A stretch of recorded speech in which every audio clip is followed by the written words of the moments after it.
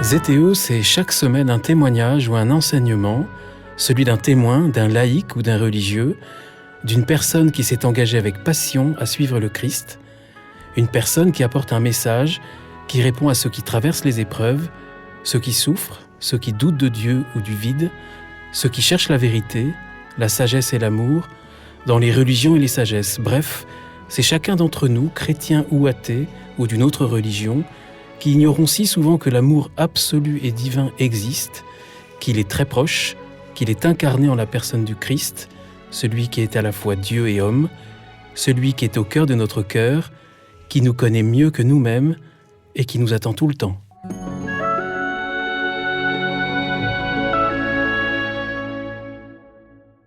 Bonjour chers auditeurs, chères auditrices de ZTO, bienvenue pour un nouvel épisode. Je suis Guillaume Devoux. Aujourd'hui, je suis près d'Angers à la rencontre de Jean-Bruno Falguière. Jean-Bruno Falguière, bonjour. Bonjour. Merci de me recevoir. Alors, on n'est pas complètement chez vous, on est près de chez vous dans un lieu où vous organisez des rencontres, des conférences. Tout à fait. On est à une douzaine de minutes, 10 minutes de chez moi. Et c'est un lieu qui appartient à un ami. On se connaît depuis très longtemps. C'est un château qui a été construit en 3 épisodes, du 11e jusqu'au 19e. Ouais, voilà, il a de la gueule. Quand je suis arrivé, j'étais très impressionné. C'est vrai, il est impressionnant quand on arrive comme ça. Et c'est là que, parce qu'il y a beaucoup d'espace, c'est là que donc j'organise tous les groupes que je fais dans la région de Angers. Alors il y en a d'autres à Caen, à Bordeaux, etc. Mais pour la région, c'est ici. On va y revenir. On est près d'Angers. Oui. On va tout de suite vous présenter Jean-Bruno Falguière. Mais alors, ce qui m'a encore plus ému, et d'ailleurs vous lui étiez très lié, c'est que j'avais l'impression d'aller chez Annick de Souzenel, parce qu'en fait, la route est quasiment la même, l'arrivée est quasiment la même, sauf que on est à 15 kilomètres. À peine. On est à peine. Elle était tout près d'ici. Elle avait une maison sur le Louette. Et effectivement... à Rochefort-sur-Loire. Voilà, à Rochefort-sur-Loire. C'est tout près d'ici. En fait, c'est pas très loin.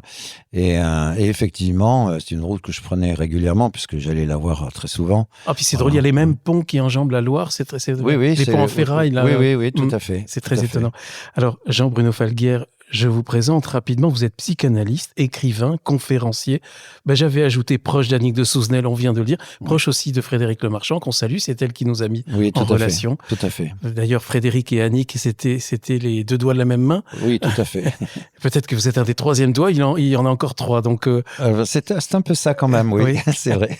Et donc, vous avez une vie riche, on va en parler. Vous avez été chanteur, d'ailleurs, j'allais le dire, vous faites penser à un chanteur. Hein. Vous avez, on vous voit bien sur un podium chanter. Vous avez chanté, mais on va peut-être tout de suite aller remonter en arrière la machine à remonter le temps pour les auditeurs et les auditrices qui ne vous connaissent pas. Avec une enfance particulière, j'apprends en vous lisant que à 4 ans et demi, vous ne parlez pas, vous bruitez et vous contemplez. Oui. Alors, mes parents étaient très inquiets de ça. D'ailleurs, ils m'ont amené chez plusieurs médecins, enfin des spécialistes, qui disaient, non, le dernier leur a dit, écoutez, laissez-le tranquille. Il y a aucun problème, il parlera un jour. Et puis un jour, je me suis mis à parler. Et alors là, par contre, je me suis rattrapé. Il y a donc pas eu d'inquiétude à ce moment-là? Si, ma mère était un peu inquiète, mon père moyennement inquiet. Bon, ils n'avaient pas du tout le même tempérament. Mais enfin, ils étaient un petit peu étonnés. C'est-à-dire que la grande crainte, c'est que effectivement, je sois autiste. Sauf qu'on ne connaissait pas très bien l'autisme à ce moment-là. Alors, à cette époque-là, on connaissait mal l'autisme. Ou pas du tout. Voire pas du tout. Oui, non, c'était pas très répandu. C'était au siècle dernier, hein, vous n'êtes pas si âgé, mais on était quand même au siècle dernier. Voilà, on était d'une certaine façon, c'était un autre siècle, parce que tout va tellement vite et tout ça a évolué très très vite. Ah, j'assure les auditeurs, moi aussi je suis du siècle dernier, hein, mais enfin ça n'étonne personne. Oui. Moi non plus, je pense pas. Et donc voilà, et ensuite, effectivement, je bruitais. Et alors, bon, ça c'est un détail qui est pas très important, mais qui est amusant. Je bruitais les voitures de sport. Je sais pas pourquoi. Je bruitais, je faisais des bruits de voiture. Peut-être que dans une vie antérieure, vous avez été soit une voiture de course, soit un pilote de course. Soit pilote. Alors, j'ai des tendances à ça. C'est-à-dire que si tant est que j'ai une passion comme ça, un petit peu en marge de ma vie, c'est un petit peu le pilotage. Voilà. J'aime bien ça, mais bon, sans plus. En fait, Jean-Bruno Falguière, vos parents, ils auraient pu quand même s'inquiéter, parce qu'il y avait une source d'inquiétude réelle que vous révélez dans votre livre « Scribe de Dieu ». Pour préparer cette émission, vous avez eu la gentillesse de m'envoyer quelques-uns de vos livres, « La voix du cœur et la voix de Dieu », préfacé par Annick de Souzenel, et « Scribe de Dieu », et aussi un livre sur la paix. Et là, vous révélez les nuits que vous avez à partir de l'âge de 5 ans. Oui. Alors là, c'est quand même inquiétant. Oui, alors là, ça devient un petit peu plus compliqué, un petit peu plus difficile. J'ai des nuits compliquées, j'ai des nuits avec des angoisses terribles, mais surtout une chose que je n'ai jamais oubliée, que je n'ai jamais expliquée non plus. J'ai jamais pu expliquer ça, ce phénomène. Mais il y a des nuits où je voyais apparaître dans ma chambre quelque chose d'informe, quelque chose que je ne comprenais pas, et ça a généré en moi une angoisse terrible qui était que cette chose allait m'emporter. Mais j'étais vraiment petit, j'avais même pas 5 ans, j'avais 4 ans, 3 ans et demi, 4 ans. Et effectivement, je m'accrochais au lit parce que j'avais la sensation que j'allais être absorbé par le vide. Vous ne dormiez pas? Non, je pouvais pas dormir. Cette chose annonçait quelque part une absorption par le vide. Voilà, je vais le dire comme ça. Alors, pour être concret, je m'accrochais au barreau de mon lit. J'avais un petit lit en métal, en cadre en métal, voilà. Et je mettais mes jambes comme ça parce que j'avais l'impression que le matelas disparaissait. Voilà. Bon. Cette chose avait une forme? Cette chose avait une forme. C'était une sorte de gros serpent, de grosse bête qui sortait de la plinthe du plancher. Voilà, c'était un peu ondulé. Je regardais ça avec terreur.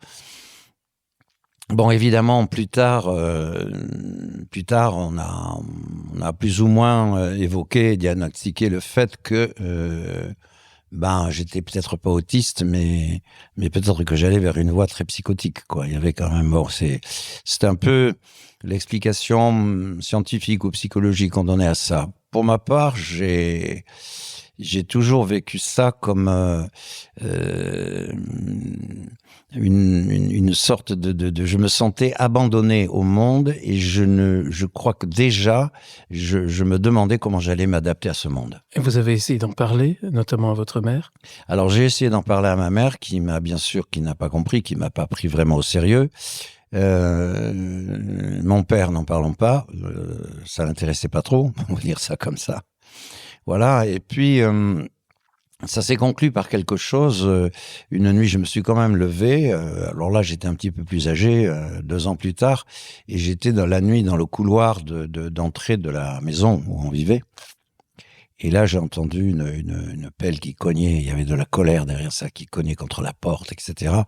Et je me souviens avoir hurlé. Et je disais, c'est mon grand-père qui était en colère. Et ma mère s'est levée là. Du coup, elle m'a dit, mais non, arrête. Voilà, elle m'a gardé un peu près d'elle. Votre grand-père était vivant à l'époque? Non, il était décédé. Il était décédé depuis déjà pas mal de temps.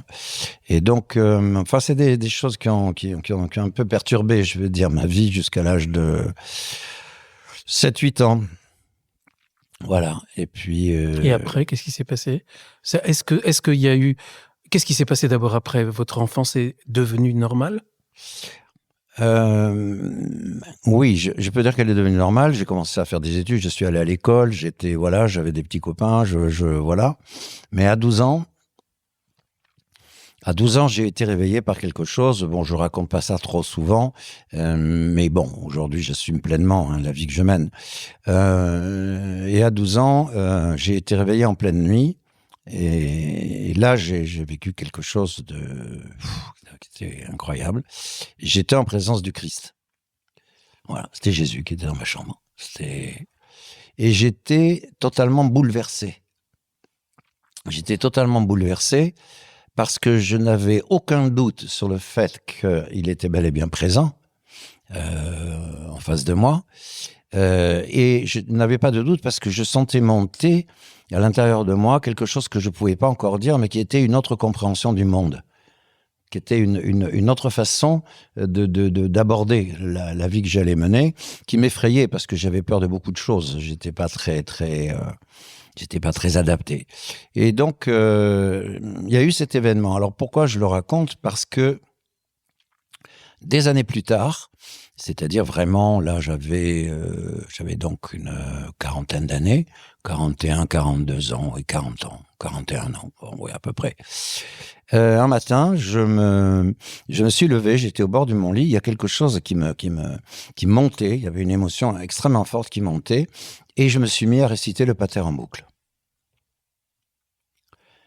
Voilà. Et j'ai fait ça pendant 9 ans. Pendant 9 ans, je récitais le Pater en boucle le matin en me levant, sous ma douche, en latin. avant de prendre le petit déjeuner. Non, en français. En français. Et effectivement, je récitais dans mon cabinet, je le récitais chaque fois que j'avais un moment. Voilà, il y avait comme un mantra. Comme une sorte de mantra, exactement. C'est exactement ça. Jusqu'au jour où je suis tombé sur un livre, une traduction d'un évangile qui s'appelle l'Évangile selon Thomas, qui a été traduit par des gnostiques que vous connaissez sûrement, Émile Gilabert, Pierre Rasse, Yves Bourgeois. Et là où il y a tout l'enseignement d'un évangile complet de Jésus. L'évangile apocryphe. Voilà, l'évangile apocryphe selon Thomas. Et ça a été, et là je me suis mis à l'étudier. Voilà, je lisais un logion tous les matins, je relisais le même logion tous les soirs, et je recommençais le lendemain, et je l'ai lu pareil pendant 9 ans. Et ça vous a donné la compréhension de ce que vous aviez vécu, même enfant? Ça m'a ouvert, oui, ça m'a ouvert à beaucoup de choses. Ça m'a ouvert totalement à une compréhension de ce que je vais appeler la spiritualité du monde, de l'univers, de la vie, du vivant. Voilà, c'était une autre version. C'était une autre version qui se présentait à moi. Ça n'a pas été en contradiction avec l'exercice de ma profession de psychanalyste.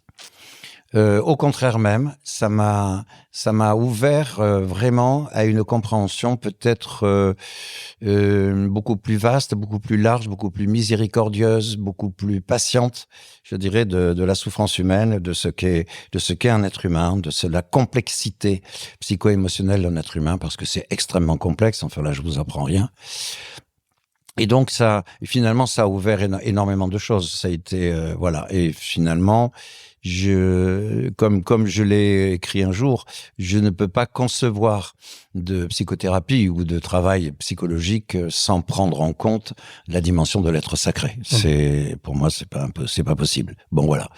Alors, il y a des personnes que ça n'intéresse pas, hein, bien sûr. Voilà. Elles n'écoutent pas ZTO. Pour ça. Elles n'écoutent pas ce podcast. Voilà. Donc, vous pouvez continuer. Et donc, effectivement, en tant que thérapeute, ça m'a amené à comprendre toute la dimension et toute l'importance de la miséricorde, par exemple. Bon, qu'est-ce que c'est réellement la compassion? Qu'est-ce que nous sommes en tant qu'humains, enfin, etc., etc. On va revenir à tout ça, évidemment, Jean-Bruno Falguière. Mais là, je pense déjà à des auditeurs, des auditrices que je ne connais pas, mais à certains que je connais aussi, et dont les oreilles se sont ouvertes comme des grandes écoutilles, là, parce que ce qu'elles ont entendu sur votre enfance va leur parler, parce qu'il y a d'autres personnes qui vivent des expériences comme ça et qui n'en ont pas la clé. Est-ce que vous avez eu la clé maintenant de ces terreurs? Parce que c'était terrorisant, ce que vous viviez. C'était tout à fait terrorisant. Et finalement, oui, je peux dire j'ai la clé, je peux le dire avec beaucoup de simplicité aujourd'hui. En fait, oui, je vais le dire comme ça. Je percevais toute la terreur que peut inspirer le monde. Voilà. C'est-à-dire, je pouvais pas mettre des mots dessus, mais en fait, j'étais terrorisé par le monde mental et par le monde de l'ego. Mais je le savais pas à l'époque. Et ça va revenir dans votre œuvre, hein, dans votre vie. Ça va revenir. C'est vraiment des sujets centraux. Oui, parce que ça va devenir même un sujet d'étude fondamental.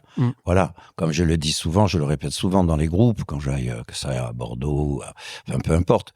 La plus grande force de l'ego, c'est que nous le sous-estimons. En fait, nous sous-estimons complètement cette part de notre humanité, qui est effectivement la créature humaine qui est dotée d'un mental, féroce, d'un ego féroce et d'un corps émotionnel affecté très très perturbant et très perturbé. Et donc ceux qui vivent des choses comme ça déjà dans leur enfance en fait, c'est une sorte d'appel d'air spirituel aussi. Alors, c'est un appel d'air, c'est-à-dire, je pourrais dire aujourd'hui, en fait, il y a ce que je vais appeler la souvenance. La souvenance de notre origine. En fait, j'ai compris plus tard que j'étais à 4 ans, à 5 ans, à 6 ans. En fait, j'avais un côté mystique. Ma mère me prenait en train de pleurer, de prier, bien avant 12 ans. C'était la souvenance. C'était la souvenance finalement de mon appartenance. Je mets le mot "mon" entre guillemets parce que c'est au-delà du moi-je. C'est de cette appartenance finalement effectivement à Dieu. Voilà, je ne vois pas comment le dire autrement. Et d'ailleurs, vous écrivez que un moyen pour vous de lutter, de surmonter la terreur que vous ressentiez tout enfant, c'était de prier. Oui, c'était de prier. On ne vous avait pas à prier? Non, j'ai tout seul. Alors, ma mère s'en est rendue compte. Elle s'en est rendue compte à un moment donné. Et donc là, elle a commencé à m'apprendre à prier des prières connues, classiques. Mais je priais sans connaître. C'était pas utile. La prière était là, quoi. Et donc, voilà. Alors, après, elle m'a amené sur un parcours religieux, voilà, que j'ai suivi. Et puis, très vite, je me suis rendu compte que c'était pas suffisant. Il fallait ouvrir, il fallait élargir. Le grand-père, pourquoi avez-vous rêvé de lui? Vous l'avez su? Vous le savez maintenant? Alors, le grand-père, il était... la seule chose que je sais, c'est que j'ai compris la cause de la colère. Voilà, c'est ça. Je ne sais pas pourquoi il m'a réveillé, pourquoi il nous avait ce jour-là, mais mon grand-père était très en colère du mariage que ma mère avait fait avec mon père. Voilà. Bon, j'ai jamais su pourquoi. Alors après... Je dirais qu'en tant qu'enfant et en tant qu'adolescent, le couple parental, c'était assez compliqué. On en parlera. C'était un peu compliqué, voilà. Et mon père, c'était quelqu'un de... C'était pas un homme méchant, c'était un homme intelligent, mais c'était un homme très perturbé. Et votre grand-père s'est à nouveau manifesté dans votre vie aussi? Non, jamais, jamais plus. C'est arrivé une fois. Non, jamais plus. Par contre, j'ai questionné ma mère sur qui il était, qu'est-ce qu'était sa vie, etc. Alors c'est marrant, il était garde républicain. Tiens. Il était garde républicain, oui, donc... à cheval ou à moto? À cheval. À cheval. À cheval. À l'époque, c'était le cheval. Il n'y avait pas encore de moto. Non, il n'y avait pas encore... voilà, oui, c'était... Alors, quelle adolescence avez-vous eu? Comment? Parce que vous l'avez dit tout à l'heure, vous n'étiez pas forcément très adapté au cours d'école et aux classes? J'étais pas très adapté, même si j'apprenais vite. J'étais pas un élève nul. J'étais même plutôt brillant dans certaines matières. J'avais un peu de difficulté avec les maths parce que ça me parlait pas, ça m'intéressait pas en fait. Ça me rassure. Voilà, c'est bon. Et donc j'ai eu un parcours scolaire finalement très très ordinaire finalement. Voilà, j'ai eu mon bac, mais je m'intéressais quand même à beaucoup de choses. Et j'ai écrit mes premières pièces de théâtre dès l'âge de 17 ans. Et j'étais dans un lycée où il y avait un spectacle de fin d'année. Je me rappelle avoir écrit une pièce qu'on a montée. Il y avait un foyer socio-éducatif, c'est comme ça que ça s'appelait à l'époque. Et on avait monté une pièce, ça avait fait un spectacle d'1h30. Voilà, donc j'écrivais, j'avais fait mon premier recueil de poèmes à 13 ans. Donc l'écriture était là. Mais alors, j'ai un rapport à l'écriture qui n'a fait que s'affirmer dans ce sens, elle vient d'elle-même.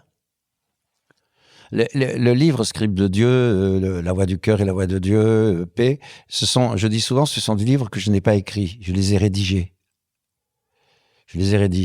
Bon, alors je sais aujourd'hui, évidemment, d'où ça vient, parce que je médite énormément, tous les jours. J'ai une vie spirituelle quand même assez importante. Voilà, je médite en moyenne 4 heures par jour. Voilà. Par moment, j'ai des séminaires où je pars. Bon, mais je peux pas vivre sans ça. Je peux pas vivre sans sentir l'éveil du cœur.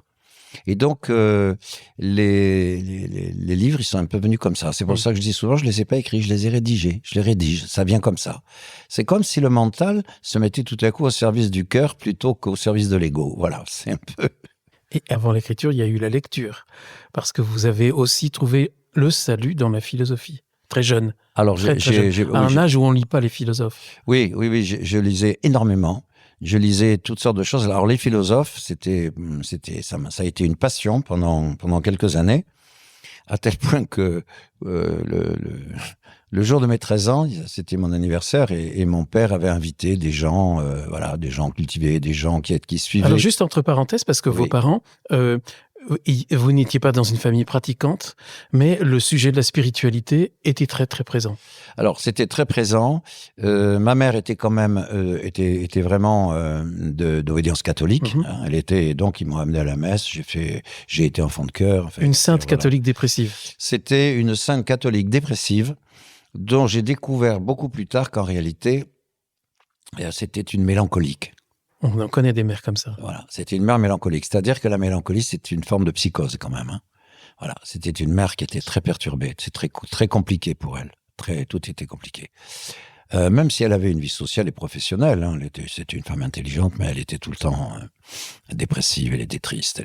Et le père ? Et mon père, c'était un homme qui était un hypermnésique, donc un homme extrêmement cultivé, totalement infantile. Complètement infantile. Il avait perdu son père et sa mère à l'âge de 12 ans. Donc, il a été élevé par des précepteurs, etc. Parce que dans cette famille, là, du côté de mon père, ils avaient beaucoup d'argent. Et donc, c'était un homme qui avait une conception de l'éducation qui était extrêmement rudimentaire, c'était assez choquant pour un homme de cette intelligence. Bon, mais il était très cultivé en même temps. Il était extrêmement cultivé. Il avait des postes de direction. Il avait une vie professionnelle très, très épanouie, hein, finalement. Voilà. Et dans le cinéma. C'était mais alors par contre il comprenait rien aux enfants, quoi. Il comprenait rien aux ados, il comprenait rien à tout ça. C'était pas du tout un homme méchant, mais il pouvait être violent. Il avait une conception de l'éducation qui se résumait en fait quand on était ado.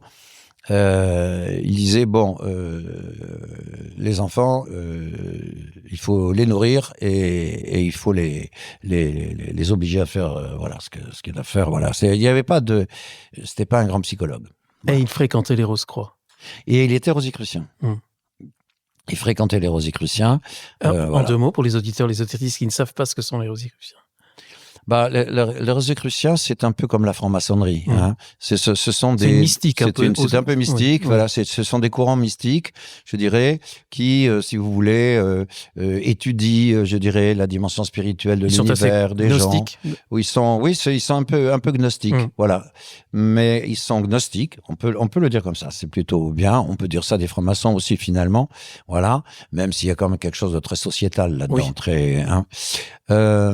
Mais on est loin de la gnose des grands maîtres, hein, quand même. Hein. C'est-à-dire quand on lit l'enseignement de Jésus, ça va beaucoup plus loin. On en a parlé récemment à ce micro avec Jean-Yves Leloup. Oui. Je pense notamment avec lui, avec un autre évangile apocryphe, l'évangile de vérité. Oui.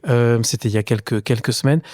On en revient à ce jour anniversaire, justement, parce que c'était avec ses amis rosicruciens qu'il a voulu vous. Il a voulu me surprendre. C'était le jour de mon anniversaire. J'avais 13 ans. Voilà. Et là, il me dit, est-ce que tu peux nous parler de la métaphysique des mœurs de Leibniz? Oui, parce que ça, vous ne l'avez pas dit, mais Leibniz était devenu votre champion. Alors, c'était devenu un champion à 13 ans. C'était devenu, on peut le dire comme ça. Philosophe du 18e. C'est un philosophe du 17e. 17e. Grand philosophe allemand. Voilà, un grand philosophe allemand, absolument. Dont on dit de son temps qu'il savait tout ce qu'on pouvait savoir. Je crois qu'il avait une connaissance qui s'étendait absolument sur tout. Il était le dernier, peut-être comme ça. Je crois qu'il avait un esprit d'investigation qui était extrêmement vaste. Un petit peu comme était Goethe. Qui avait une largesse d'esprit. Enfin, Goethe était un magicien, lui. Voilà. Oui. Pas un philosophe. Oui, tout à fait. Ouais. Mais ce sont des esprits très ouverts. Ce sont des esprits qui... voilà. Et donc je rentre dans une conversation avec ces gens, ces adultes. Voilà. Et puis, je sais pas, il y a quelque chose qui a dû l'énerver, quelque chose qui a dû l'agacer. Parce que vous avez fait une démonstration de Dieu aussi. Et puis vous avez même dit par rapport à Dieu, c'est dans votre livre... je ne sais pas si Dieu est le centre de l'univers. Ça, c'est pendant ce repas, hein, pendant cette fête. Mais je me sens au centre de Dieu. Oui. Ça, c'est un peu culotté quand même. Oui, mais je me rendais pas compte. Ça s'est mal passé d'ailleurs. Eh bien, c'est-à-dire que mon père, ça l'a agacé. Je pense qu'on peut dire ça comme ça. Et donc, il avait C'était mon anniversaire, donc il avait acheté 2 grands crus de Bordeaux. C'était un grand spécialiste des Bordeaux. Et des grands Bordeaux, vraiment. Et des grands châteaux, voilà. Et donc, il avait acheté 2 bouteilles pour Vous les vous souvenez invités. lesquels? Alors, il avait acheté, je me souviens très bien, il y avait un château Margaux, par contre, je ne sais plus lequel, mais c'était un Margaux de Margaux, je crois. Et ça, alors là, je m'en souviens très bien, un château Calens-Ségur. Que je connais très bien. Voilà, château Calens-Ségur, qui est un vin excellent. Oui, c'est Voilà. un Et là, Saint-Estèphe. comme c'était mon anniversaire, il a versé, il m'a mis un 2e verre devant moi. Il m'a dit, voilà, il m'a versé un peu de vin. Voilà, il m'a dit, bon, bah, dis-nous quel est le meilleur. Et puis, j'ai fait mon choix. Alors, je sais plus si j'ai dit Margaux ou Calens-Ségur. Ça, je m'en souviens pas. Toujours est-il que ce dont je me souviens très bien, par contre, c'est que, pour lui, j'ai tout raté. Et là, il m'a dit, tu n'as aucune classe, va dans ta chambre. Et bon. Je crois que c'est la première fois que j'ai compris que mon père était très, très infantile. C'est l'ego qui réagissait. Et en fait, je voyais bien qu'il me punissait peut-être d'une sorte de brillance avec laquelle j'avais échangé avec ses amis. Moi, en tout cas, je l'ai pris comme ça. J'ai pris ça, c'était très injuste. Et là, vous êtes rentré en colère contre lui quasiment définitivement. Je suis rentré en colère contre lui quasiment définitivement. On s'est réconcilié, j'avais 40 ans. Et là, c'est une belle réconciliation d'ailleurs. Oui, c'est une réconciliation magnifique. J'avais compris beaucoup de choses. J'avais énormément travaillé. J'avais une vie spirituelle qui était déjà très importante. Voilà, j'étais donc vraiment dans la dimension du pardon. Et j'ai même demandé à ma mère de s'absenter 48 heures parce que je voulais vraiment échanger avec lui. Je parle de ça toujours avec beaucoup d'émotion parce que c'est là que j'ai rencontré mon père finalement. Et il y avait beaucoup d'amour. Et de sa part aussi. Oui, il y a indéniablement. Voilà. L'amour ne pouvait pas se dire dans cette famille. Ça ne pouvait pas être vécu. Il y avait quelque chose qui était bloqué. Vous parlez d'une famille hautement pathogène. C'est une famille très pathogène. Très, très pathogène. J'avais un demi-frère qui a fini quand même un grand junkie, comme on dit. Une santé de fer. Il est décédé il n'y a pas longtemps. Il avait 92 ou 93 ans. Il avait fait une grande partie de sa vie aux États-Unis. Et puis, j'avais un frère cadet qui était carrément paranoïaque. Et c'est là, vous menez donc une adolescence un peu compliquée à l'école, socialement, je dirais peut-être difficile, brillante sur le plan purement scolaire, et vous êtes même un peu dur, là, à ce moment-là. Vous avez une manière de manifester en quelque sorte votre différence de façon un peu particulière et un peu dure. Oui, c'est parce que vous brillez intellectuellement. Oui, c'est-à-dire que l'ego s'est emparé de l'ego n'a fait que se développer comme chez tous les êtres humains. Et effectivement, je pense que je suis devenu un jeune adulte très très arrogant. Il y a une scène avec une jeune femme qui est d'ailleurs la dernière, mais qui est vraiment charnière. Oui, là, vous avez déjà vous avez 19 ans. J'ai 19 ans. On imagine qu'il y en a eu plein avant, plein d'autres. Il y a eu, avec des gars, avec des filles. Bon, je faisais pas ça tous les jours. Hein, j'étais pas un monstre non plus. Mais enfin, disons que j'étais devenu très dur, quelque chose s'était un peu déshumanisé. Je pense au profit justement de l'intellect, voilà. C'était des joutes intellectuelles en quelque sorte. Il y avait des joutes intellectuelles. Il y avait c'était. Je souffrais quand même d'un complexe d'infériorité, malgré tout, vraiment important. Bon, mon père m'avait beaucoup frappé, donc ça n'a pas arrangé les choses. Ah, il vous avait frappé physiquement aussi? Oui. Ah, d'accord. Oui, je l'ai arrêté net un jour. Un jour, je suis allé le voir, je lui ai dit, voilà, tu me frapperas plus jamais. Vous aviez quel âge? Je devais avoir 16 ans. Je devais avoir 15 ou 16 ans, et voilà. Mais je l'ai dit de telle façon que ça ne s'est plus jamais reproduit. Mais effectivement, il y a eu, c'est à 19 ans, cette jeune femme que j'ai carrément humiliée, quoi. C'était l'adolescent agressif, prétentieux, Et là, vous vous en êtes rendu compte et vous êtes tombé à genoux devant elle. Et là, elle s'est mise à pleurer, elle était effondrée, et là, j'ai vu tout le mal que j'étais en train de lui faire. Et quand j'ai perçu ça, et ça aussi, chaque fois, ça me touche, enfin, ça réveille des émotions fortes. Et là, je me suis mis à genoux, je me suis excusé, je lui ai demandé pardon, parce que j'ai réalisé, je crois que ce jour-là, j'ai réalisé tout le mal que je pouvais faire. Et ça, j'ai pas pu l'accepter. Et elle a tourné les talons. Et elle a tourné les talons, elle avait peut-être intérêt. Enfin, C'est-à-dire elle savait pas que vous aviez très changé, blessée. bien sûr. Elle était très blessée. Elle était, voilà. Et peut-être aussi que ce repentir un peu spontané, je vais le dire comme ça, que j'ai manifesté, ça l'a peut-être aussi complètement désarçonné. Ça devait être quand même, maintenant je réfléchis à ça, ça devait être quand même assez impressionnant, quoi. Parce qu'après, voilà, je me moquais d'elle, j'étais là, j'étais arrogant, tout à coup, je m'effondre, quoi, complètement. Parce que je me vois faire. Voilà. Et ça a été un tournant terrible. Parce qu'à partir de là, bon, bref. Juste avant ce tournant, quand même, on revient sur ces années d'adolescence. Vous dites que vous aviez quand même une tendance à la contemplation. Je ne sais pas si on peut dire ça. Vous aimiez contempler. Et déjà, un sentiment d'appartenance à l'univers. Il y a déjà c'était des émotions mystiques. À 18 ans, c'était déjà ça. J'avais des poussées mystiques très fortes. J'écrivais des choses qui étaient d'ailleurs des ouvertures du cœur, je vais le dire comme ça aujourd'hui. Et effectivement, des temps de méditation très longs, voilà, de prière, voilà. Sauf que j'étais un peu seul. J'avais pas trouvé de mentor, j'avais pas trouvé. À 20 ans, j'avais rencontré Douglas Harding, qui avait écrit ce livre complètement étonnant, auquel j'ai rien compris pendant des années, qui s'appelait Vivre sans tête. Voilà, c'est un homme qui a eu un éveil un jour au bord de l'Himalaya. Voilà, Douglas Harding. Donc, je cherchais, et puis j'avais rencontré d'autres, comment on peut appeler ça, un peu des mentors. Vous avez tout le temps cherché à remplacer le père, en fait. Longtemps, en tout cas. J'ai pas à remplacer le père, à en trouver un qui tienne la route. C'est pas tout à fait pareil. Et puis, il va y avoir du chemin, parce que vous parlez d'un chemin de ronce, toute cette période de vie, de l'entrée de l'âge adulte qui va durer 24 ans. Vous parlez de désolation, d'alcoolisme, un moment d'alcoolisme. Oui. Et en même temps, un temps au cours duquel vous avez toujours imploré Dieu. Dieu est toujours présent ? Toujours. C'est probablement ce qui m'a sauvé. Alors, il y a eu effectivement cette période où j'ai commencé vraiment à boire énormément d'alcool. Voilà. Elle a pas duré très longtemps. Elle a pas duré très longtemps dans le sens où je me suis vu faire très vite. Enfin, ça a quand même duré 2-3 ans. Et là, je pouvais sombrer en tout cas dans l'alcoolisme. Ça n'a pas été le cas, mais je pouvais.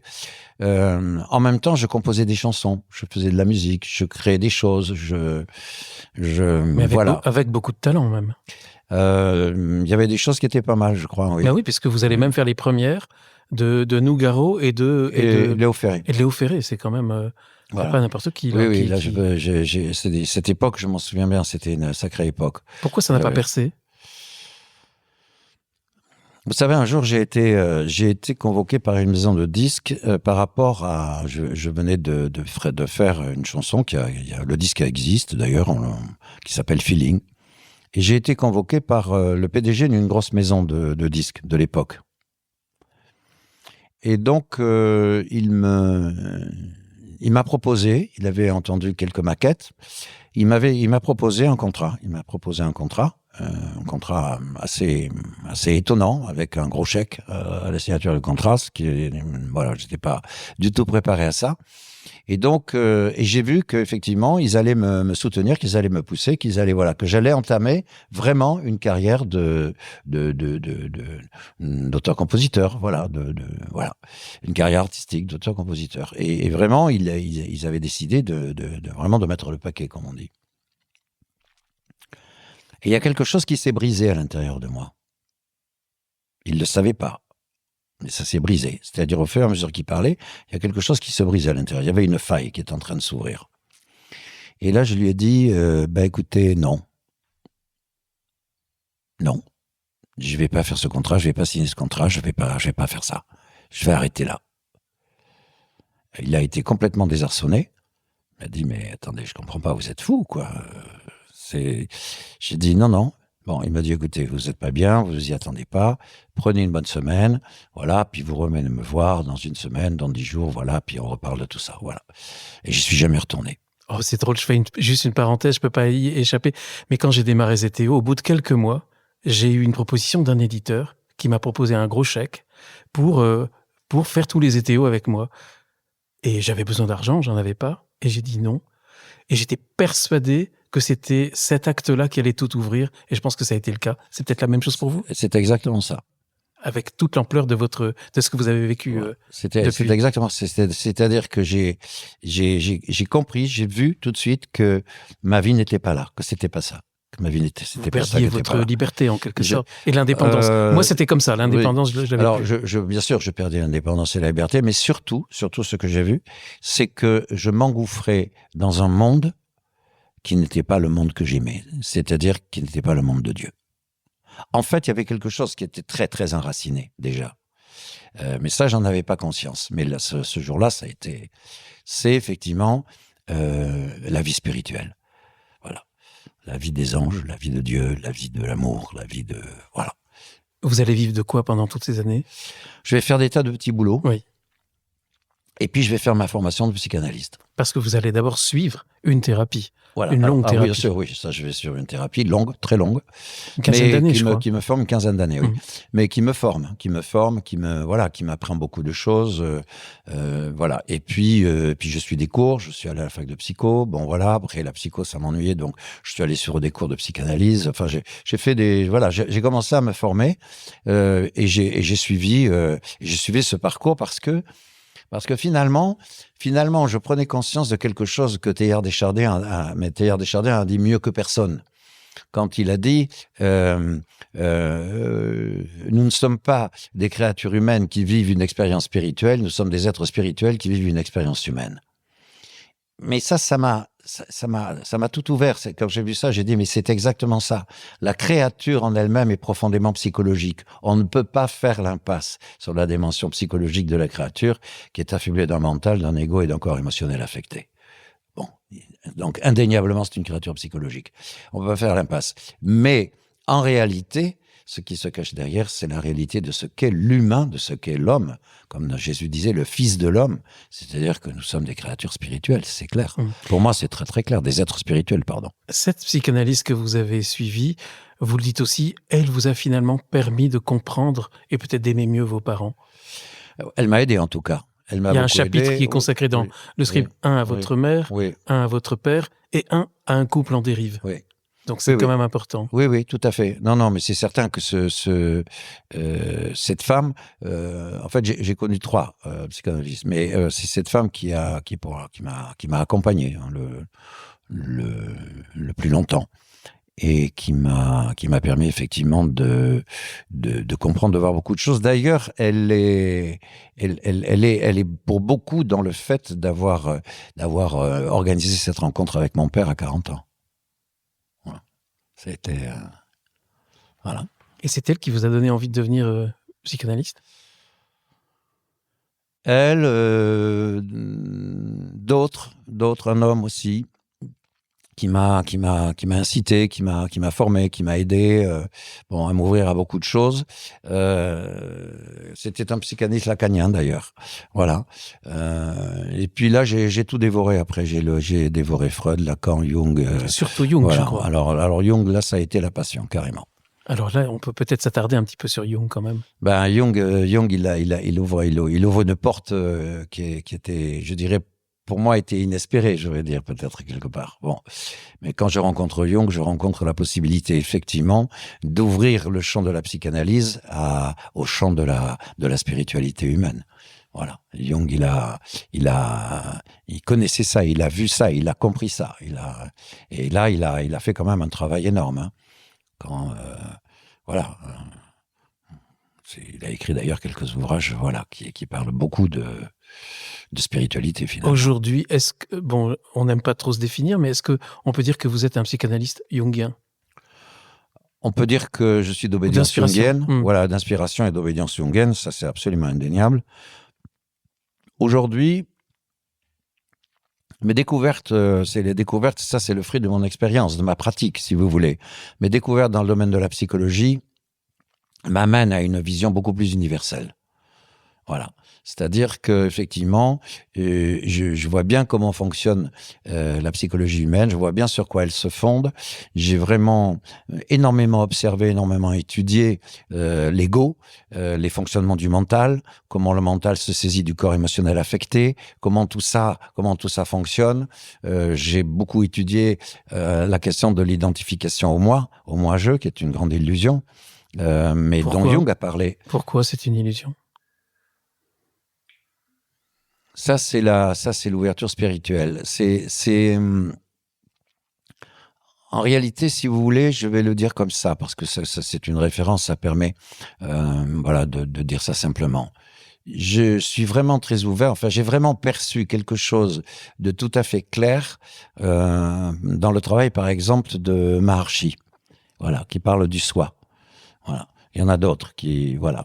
Qui est Maharshi pour les auditeurs? Alors, Maharshi, c'est un grand maître hindou, un grand maître hindou qui était un enseigneur assez étonnant et qui fait référence au soi, voilà, c'est-à-dire qui nous libère du moi-je pour rentrer effectivement dans cette dimension universelle de l'humain. Qui est à la fois impersonnel et en même temps qui est la plus grande aventure que puisse vivre un humain, je crois. Et déjà, mais pour ça, il faut se libérer de l'ego? Alors là, on est amené effectivement à toujours être attentif aux agissements de l'ego. Voilà, c'est pour ça que je dis toujours, la plus grande force de l'ego, c'est que nous le sous-estimons. Il y a un grand maître zen qui s'appelle... ça va me revenir, maître Deshimaru, voilà, qui disait la grande force de l'ego, c'est qu'il sait se rendre invisible. Comme le diable. Exactement. Et en fait, qu'il sait se rendre invisible, oui, mais en même temps, c'est vrai, et en même temps, nous le sous-estimons. En fait, l'ego, on ne peut pas le quitter des yeux. Parce qu'il attend, voilà. Et puis il a quand même, il fait du mental. Quand le mental n'est pas au service du corps, il est au service du cœur, pardon. Il est au service de l'ego, et le mental est un outil redoutable pour l'ego. Quand je vous entendais dire qu'on sous-estime l'ego, je me suis dit, mais je savais un petit peu ce qu'il y avait derrière parce que je vous ai lu. Tiens, il y a peut-être une réhabilitation de l'ego qui vient, mais vous, c'est pas du tout ça. Vous parlez d'un personnage colossalement misérable en chacun. Oui. Ça devrait être accablant, mais ça l'est pas. Je rassure tout de suite les auditeurs. Non, pas du tout, parce que je n'ai aucune animosité, ou je n'ai pas de position comme ça d'animosité envers l'ego.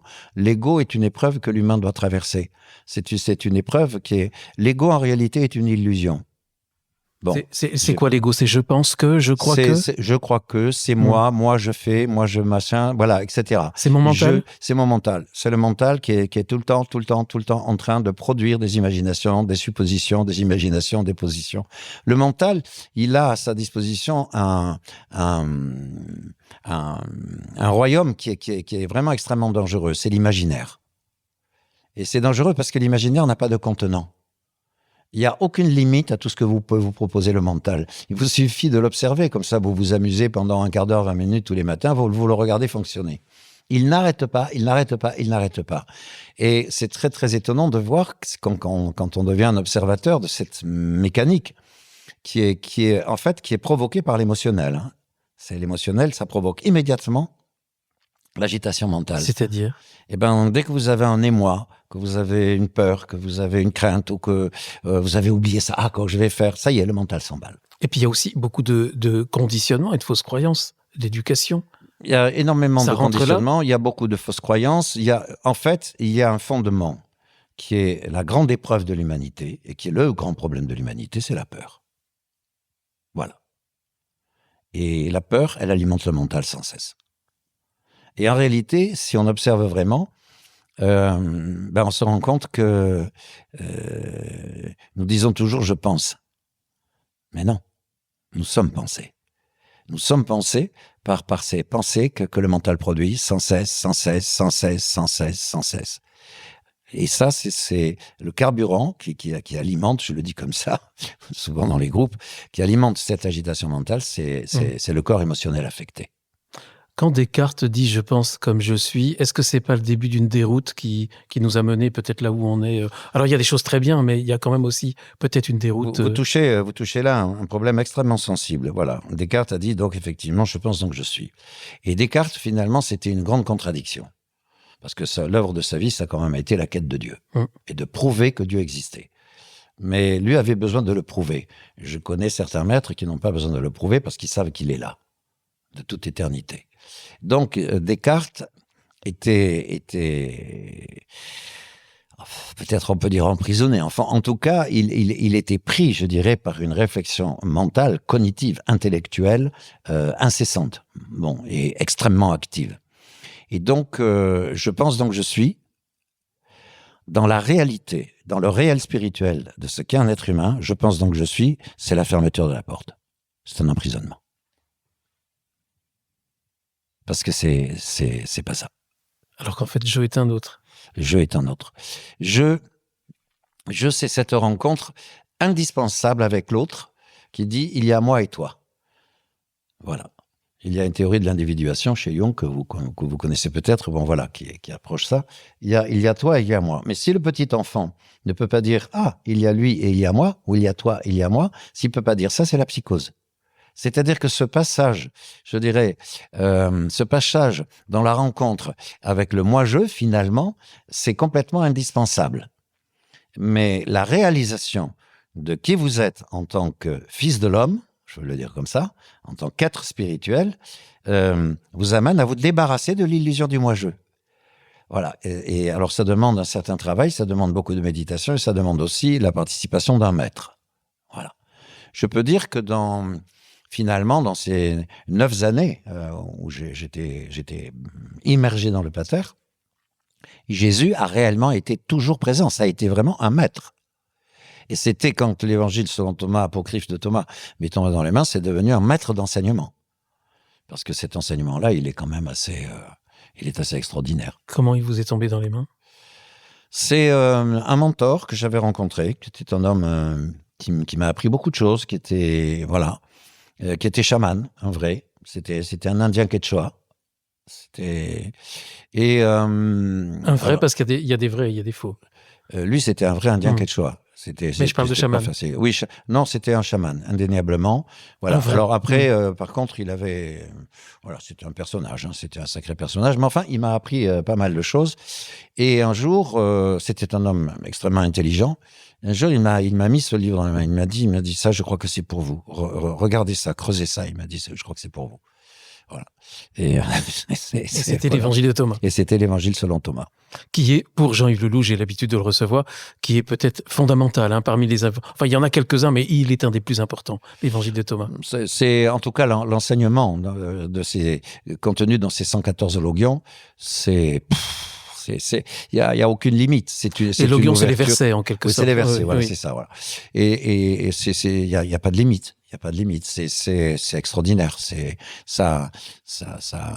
Ça vous ouvre, ça ouvre l'âme, ça vous ouvre le cœur, ça vous permet d'entrer dans une autre perception du monde.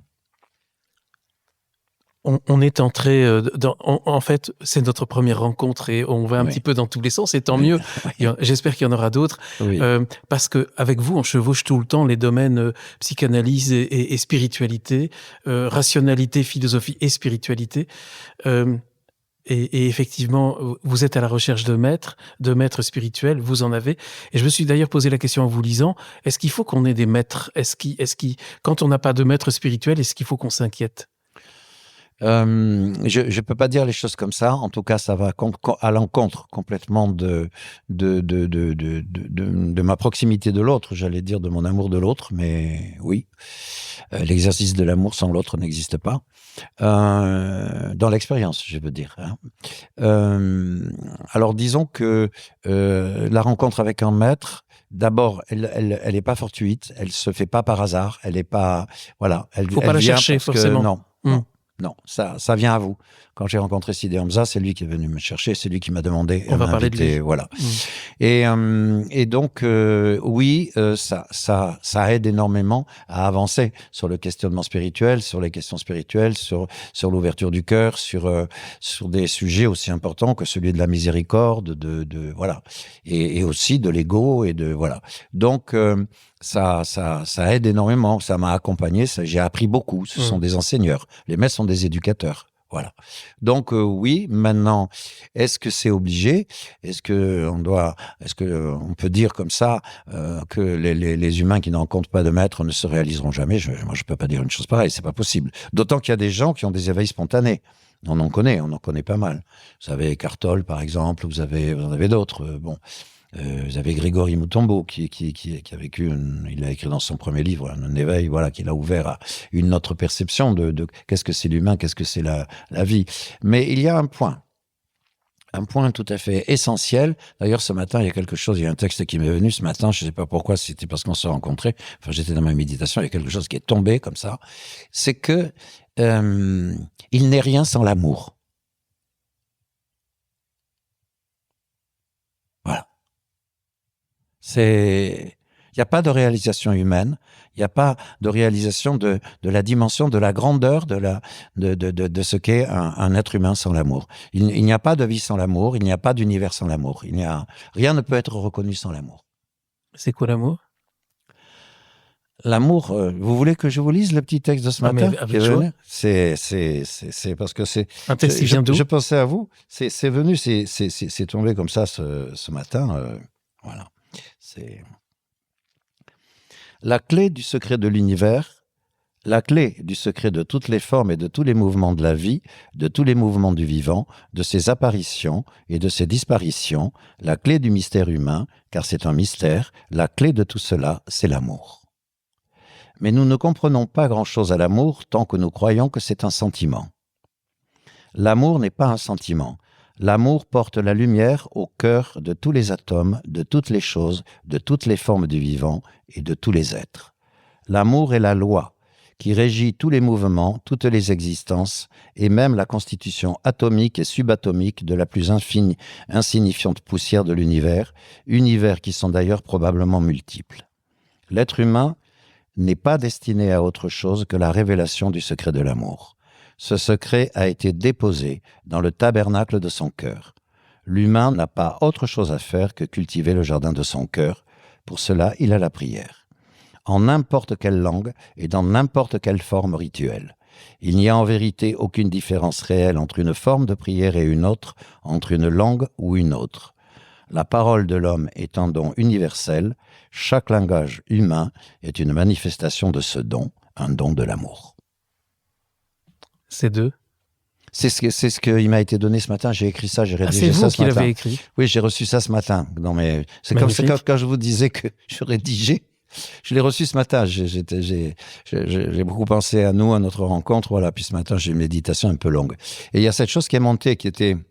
Voilà, donc je l'ai rédigé comme c'est venu. Mais voilà, l'amour, c'est la loi. Voilà. L'amour, c'est l'énergie de la création pure. Voilà. C'est la source. C'est la source. C'est le divin. C'est le divin. Absolument. Vous avez un physicien, Philippe Guillemont, qui était dans la physique et tout, oui. Et il s'est réveillé un matin, je suppose, je ne sais pas comment ça lui est arrivé, et tout à coup, il s'est rendu compte que nous n'avions pas d'autre destination que l'amour. Et il l'a exprimé à sa façon. C'est assez intéressant. Il est très original. Il est original et puis il manque pas d'humour. Bon, mais voilà, nous n'avons rien d'autre. Nous n'avons rien d'autre, Guillaume. Nous avons l'amour et rien d'autre. Et tout ce que nous avons à vivre, tout ce qui nous amène dans cette aventure humaine absolument incroyable, qui est quand même une aventure galactique, parce que nous sommes sur une planète. Hein. Nous sommes, voilà. Une planète dans un système, dans un univers. Voilà, un univers stellaire. Donc, et finalement, nous n'avons que ça. Et c'est déjà pas mal. C'est tout. C'est énorme. C'est juste énorme. Voilà. Et donc, on parlait des maîtres. C'est les maîtres que j'ai rencontrés, que j'ai eu la grâce de rencontrer, particulièrement Sidi Hamza. Dont on va parler. Ce sont des êtres. Est-ce que vous acceptez le fait que ça peut être un peu déroutant? On est quand même encore en France, oui. Terre française, très, très rationnelle, très cartésienne. On a parlé de Descartes. Oui. Où psychanalyse et spiritualité font pas forcément bon ménage. Et moi, je connais des psychanalystes qui même se sentent interdits d'entrer sur le terrain de la spiritualité et qui disent même que ils peuvent être condamnés pour ça. Oui, alors être condamné pour ça, j'ai pas connaissance de ça. Bon, il peut arriver qu'il y ait des gens qui débordent. Oui, ils s'autocensurent, c'est sûr. Voilà. Alors il y a des psychanalystes effectivement qui effectivement s'interdisent complètement. Ou des psychiatres, c'est pas que les psychanalystes. Il y a un monde, je dirais, qui est beaucoup plus scientifique que spirituel, on va le dire comme ça peut-être, qui effectivement, voilà, moi, je me rappelle d'un psychanalyste lacanien. Je dis pas que tous les lacaniens sont là-dedans, c'est pas ce que je suis en train de dire, hein. Je n'insulte absolument personne. Mais qui m'avait dit, je lui avais parlé de Jung. Il m'avait dit, il m'avait répondu, Jung, Jung, ça n'existe pas, c'est un non-savoir. C'est bon, c'était clair que. C'est bien d'avoir des certitudes comme ça. Voilà, oui, bon, j'avais pas insisté. C'était pas la peine. Non, pas du tout, bien sûr. Donc effectivement, c'est pas. Je sais que c'est quelque chose qui n'est pas très entendable pour pas mal de personnes. Ceci étant, bon, j'ai des amis psychiatres, psychanalystes, lacaniens, freudiens, avec qui on a des relations très chouettes. Bon, il y a encore des freudiens, ça existe encore? Oh, je crois, oui, on peut dire que ça existe encore. C'est vrai que vous touchez un point là, c'est-à-dire que la psychologie humaine, elle a énormément évolué. Oui, moi je les plains s'ils sont encore freudiens aujourd'hui. Voilà. C'est quand même, voilà, il y a quand même des choses qui sont vraiment débordées, dépassées. La psychologie humaine a énormément évolué. On a une connaissance aujourd'hui beaucoup plus vaste, beaucoup plus ouverte. Donc voilà. Parce que c'est quand même étonnant que la France soit restée freudienne plus longtemps que beaucoup d'autres pays. Mais dans certains domaines, la France est souvent en retard. Je ne sais pas si la France est en retard, mais les autres pays, ils n'ont pas eu Lacan. Bon. Je crois que vous avez un problème avec Lacan. Non, pas du tout. Il était incroyable. C'était un bonhomme incroyable, mais il a complètement renforcé, je dirais, l'œuvre de Freud. Il a quand même, voilà. Et il avait une façon de faire qui était assez incroyable. C'était un homme incroyablement intelligent, mais c'est vrai qu'il a un peu radicalisé certaines choses. En tout cas, Jung n'avait pas sa place là. Jean-Bruno Falguière, vous avez mentionné les maîtres que vous avez rencontrés dans votre vie. Il y en a un qui est particulièrement important dans votre vie et vous lui consacrez... Enfin, le scribe parle beaucoup de lui. Vous l'avez nommé plusieurs fois. Sidi Hamza. Sidi Hamza. Sidi Hamza. Quelle est votre rencontre avec lui? Alors, ma rencontre avec lui, c'est arrivé d'assez loin, en fait. En fait, même de plus loin que je ne le pensais. J'ai des amis, notamment 2-3 amis extrêmement proches, bon, dont un que je considère vraiment comme un frère, qui travaillaient avec cet homme, enfin qui suivaient l'enseignement de cet homme, qui étaient donc des soufis, parce que c'est un maître soufi. Voilà. Et donc, alors le soufisme, c'est la branche gnostique de l'islam. Et mystique. Et mystique, bien sûr, mystique et gnostique de l'islam. Et je trouvais dans leurs propos et dans leur façon beaucoup de choses qui me ramenaient aux enseignements de Maître Eckhart, qui me ramenaient à à l'évangile apocryphe de Thomas, Et donc, je les écoutais, c'était passionnant, on avait des conversations, voilà. Et un jour, il y a un de ces soufis, de ces frères soufis, qui vient me voir et il me dit, écoute, j'ai quelque chose pour toi, est-ce que tu peux noter? Il me donne une phrase, en arabe. Une phrase en arabe, voilà, j'ai une petite phrase comme ça, bon, alors je la note, en translittéré, je la note comme ça. Il me donne la consonance, bon, je la répète 2-3 fois, ça vient vite. Et je lui dis, je fais quoi avec ça? Il me dit, quel âge tu as? Alors, je lui donne mon âge. Il me dit, voilà, tu récites ça tous les matins, le nombre de ton âge, et puis tous les soirs, même chose. Tu fais ça. Bon, je dis d'accord. Et donc, j'obéis, parce que de chaque fois que j'ai rencontré un mentor ou quelqu'un, j'obéis. On me propose une expérience, je la fais. Bon. Et donc, je fais ça tous les matins et tous les soirs. Et puis, 4-5 semaines plus tard, je fais ça tous les matins et tous les soirs. J'éprouve très vite une grande joie. J'éprouve une grande joie, une grande ouverture, et je pars au Maroc. Je pars au Maroc pour une semaine de vacances. J'étais dans le sud marocain. Je pars au Maroc et je fais donc tous les matins et tous les soirs, je fais, voilà. Et une nuit, je suis réveillé. Je suis réveillé un matin, en fait. Je suis réveillé un matin et j'éructe, j'explose. Parce que je suis en train de vivre quelque chose qui me transperce complètement, qui m'éclate complètement.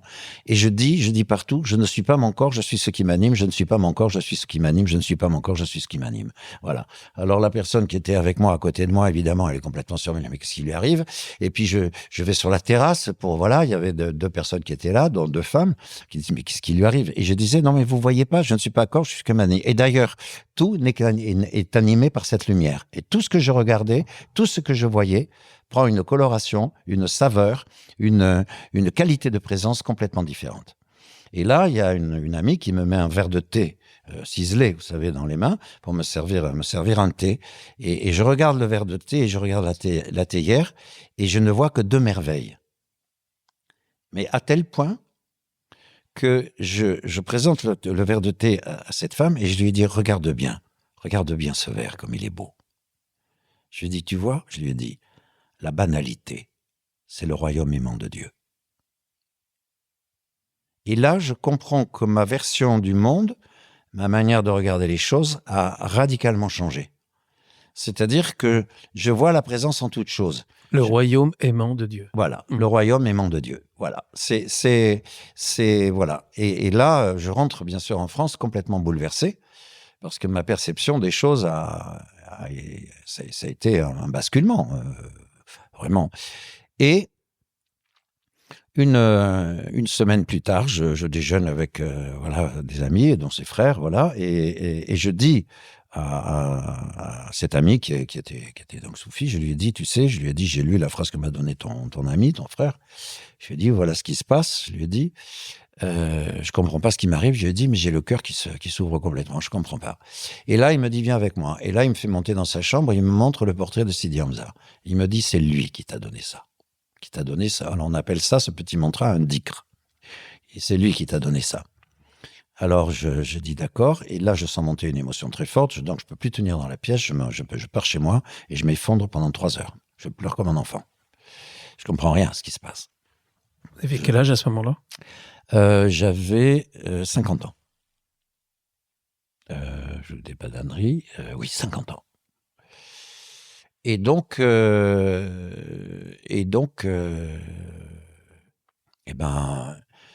suis avec ça. Et 3 jours plus tard, je reçois un coup de téléphone et on me dit, ce maître t'invite 3 jours chez lui.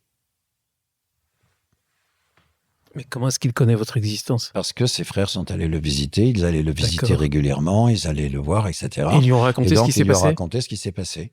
Et là, il a dit, vous lui dites que voilà. Et voilà. Et donc, effectivement, et il dit même quelque chose de plus à l'un d'entre eux, que je vous dirai après. Et donc, je vais à sa rencontre, je vais le voir. Au Maroc? Au Maroc, dans sa maison. Et là, là je suis complètement, voilà, je tombe des nues. Enfin, je me retrouve en face d'un homme.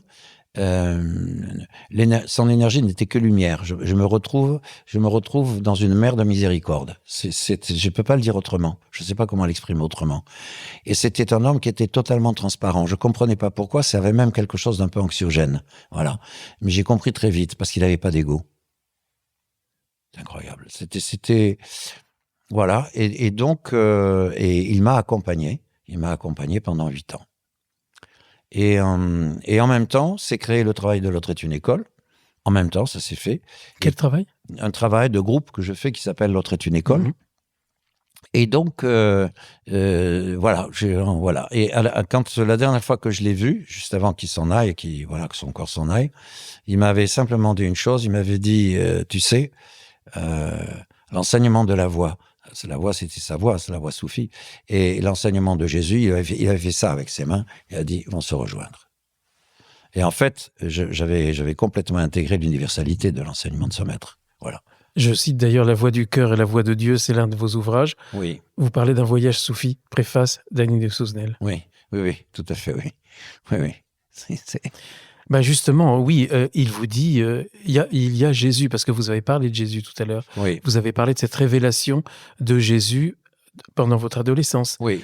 Comment ça s'est passé toute votre vie avec Jésus à partir de ce moment-là? Vous l'avez oublié? Ah non, pas du tout. Ah non, non, non, pas du tout. Il fait complètement... Non, non. Jésus fait intégralement partie du patrimoine spirituel de l'humanité. Et il était complètement inclus, en réalité, dans les enseignements de ce maître, qui était un grand gnostique et qui effectivement, était totalement dans l'universalité. Là, vous avez des auditeurs, des auditrices qui vont se dire, il y en a encore comme ça. Bon, ok, il mélange tout. Là, on est dans le syncrétisme.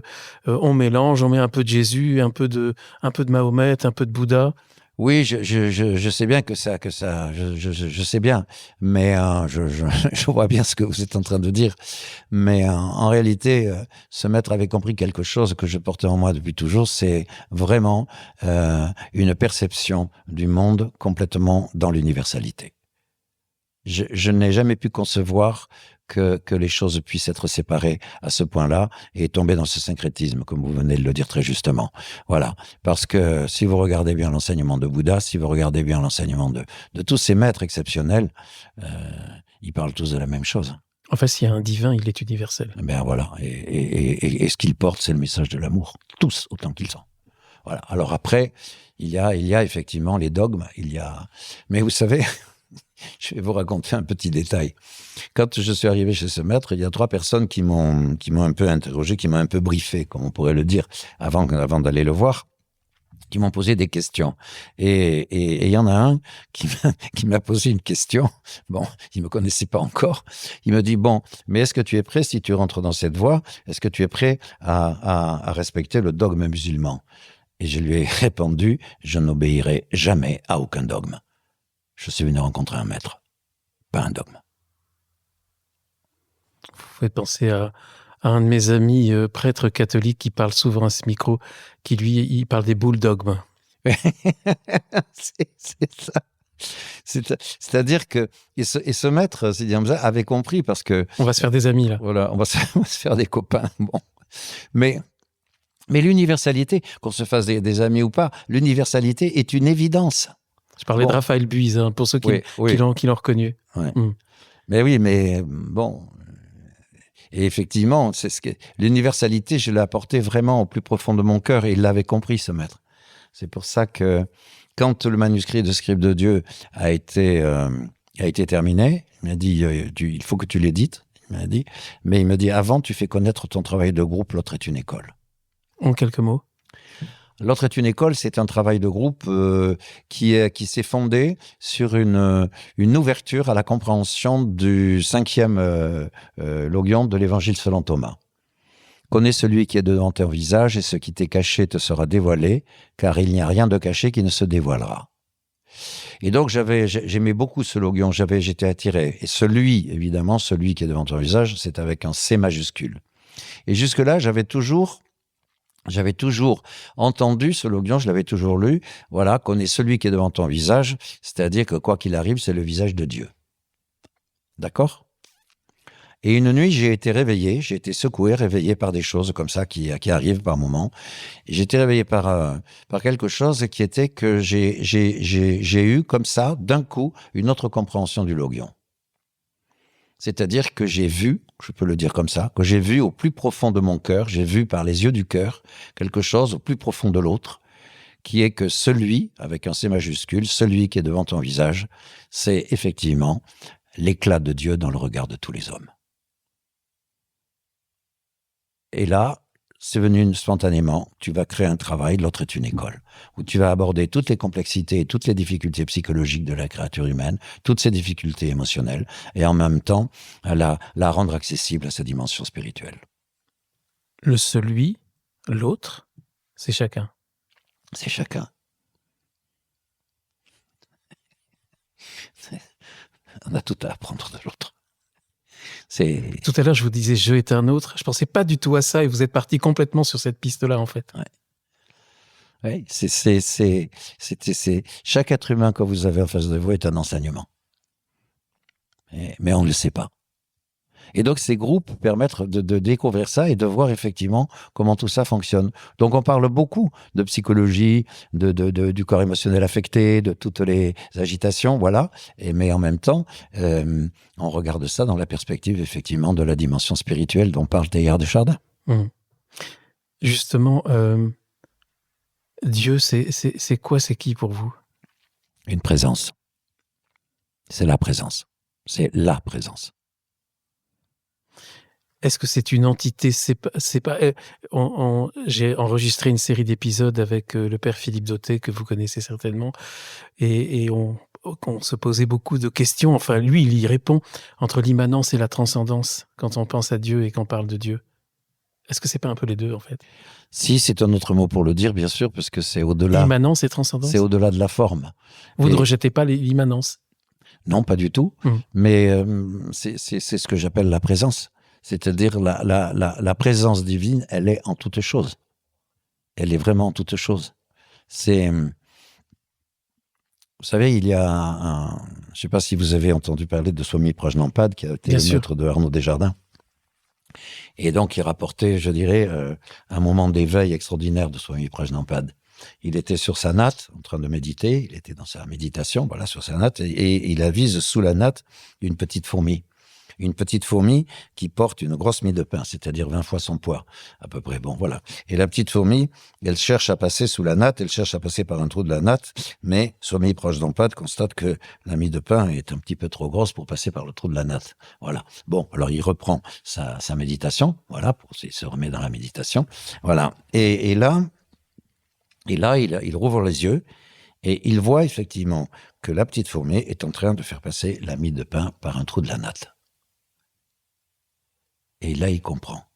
Il comprend quelque chose qu'il décrit lui-même comme un grand éveil. Il comprend qu'en réalité, ce à quoi il était en train d'assister, c'était pas les difficultés d'une petite fourmi à faire passer une grosse mie de pain à travers un trou de la natte. Non, c'était que la petite fourmi, elle calculait et elle cherchait quel était l'angle par lequel elle pourrait faire passer la mie de pain. Et là, Swami Prajnampad est complètement bouleversé parce qu'il comprend qu'il vient de voir l'intelligence de l'univers. J'ai trouvé ça magnifique. C'est lui qui a dit à Arnaud Desjardins, va voir tes évangiles, va vers ton christianisme. Oui, hein. Ça, c'est quand même pas mal. Ah oui, mais Sidi Hamza était pareil. Il disait, vous ne reniez rien de vos évangiles et de Jésus. Jésus est un ami, je l'ai dans mon cœur. Ah oui.